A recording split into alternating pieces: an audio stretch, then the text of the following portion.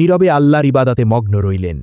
পরদিন সূর্য ওঠার সাথে সাথে খায়বারের কৃষকরা যখন প্রতিদিনের মতো কোদাল আর ঝুড়ি নিয়ে বাগানে কাজ করতে বের হলো, তখন বাইরের দৃশ্য দেখে তাদের চোখ কপালে উঠে গেল। তারা দেখল তাদের সেই বিশাল দুর্গের ঠিক বাইরেই মুসলিম বাহিনীর সারি সারি তাঁবু, অস্ত্রসজ্জিত মুসলিম মুজাহিদরা একদম প্রস্তুত হয়ে দাঁড়িয়ে আছেন।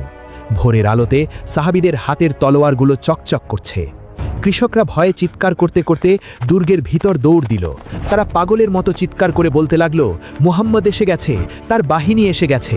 দ্রুতগতিতে দুর্গের বিশাল বিশাল লোহার দরজাগুলো বন্ধ করে দেওয়া হলো। ভিতর থেকে শুরু হলো খায়বারের ঐতিহাসিক যুদ্ধ। কিন্তু এই যুদ্ধ বদর বা উহুদের মতো কোনো খোলা ময়দানের যুদ্ধ ছিল না। এটি ছিল এক দীর্ঘমেয়াদী অবরোধ। ইহুদিরা তাদের সুরক্ষিত পাথরের দুর্গের ভিতর একেবারে নিরাপদ, আর মুসলিমরা খোলা আকাশের নিথে। ইহুদিরা দুর্গের উঁচু দেয়াল থেকে বৃষ্টির মতো তীর আর পাথর ছুঁড়তে লাগল। সাহাবীরা অনেক চেষ্টা করলেন দেয়াল টপকানোর, কিন্তু কিছুতেই পারলেন না।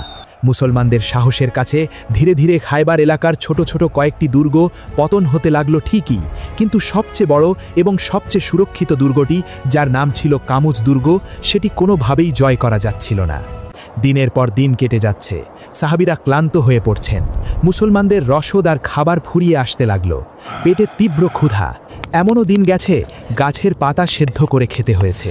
কিন্তু যুদ্ধ থামানোর বা মদিনায় ফিরে যাওয়ার কোনো উপায় নেই। প্রথম দিন নবীজি হজরত মুহাম্মদ সাল্লাল্লাহু আলাইহি ওয়াসাল্লাম তার সবচেয়ে প্রিয় সঙ্গী, ইসলামের প্রথম খলিফা হজরত আবু বকর সিদ্দিক রাদিয়াল্লাহু আনহুর হাতে ইসলামী বাহিনীর পতাকা তুলে দিয়ে পাঠালেন।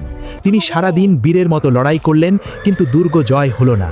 পরদিন ইসলামের দ্বিতীয় খলিফা বীর কেশরী হজরত উমর রাদিয়াল্লাহু আনহুর হাতে পতাকা দেওয়া হলো। তিনিও তার সর্বোচ্চ শক্তি দিয়ে লড়লেন, কিন্তু সেই অভেদ্য পাথরের দেয়াল আর বিশাল দরজা কিছুতেই ভাঙা গেল না। এখানে তাদের বীরত্বের বা ঈমানের কোনো কমতি ছিল না, বরং আল্লাহ তাআলা এই মহান বিজয় অন্য আরেকজন সৌভাগ্যবান মানুষের ভাগ্যে লিখে রেখেছিলেন। সাহাবীদের মাঝে এক অদ্ভুত নীরবতা নেমে আসলো। তারা ভাবতে শুরু করলেন, তবে কি কামুজ দুর্গ জয় হবে না? আমরা কি খালি হাতে মদিনায় ফিরে যাব? ইহুদিরা কি তাহলে জিতে যাবে? সন্ধ্যা নেমে এলো খায়বারের প্রান্তরে। চারদিক থমথমে, মুসলিম শিবিরে এক নীরব দুশ্চিন্তা। ঠিক সেই রাতে এশার নামাজের পর নবীজি হজরত মুহাম্মদ সাল্লাল্লাহু আলাইহি ওয়াসাল্লাম সাহাবীদের সামনে এসে দাঁড়ালেন।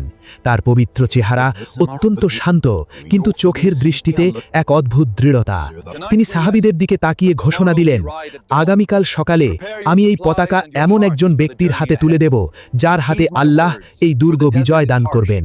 সে এমন একজন মানুষ যে আল্লাহ ও তার রাসূলকে ভালোবাসে, এবং স্বয়ং আল্লাহ ও তার রাসূলও তাকে ভালোবাসেন।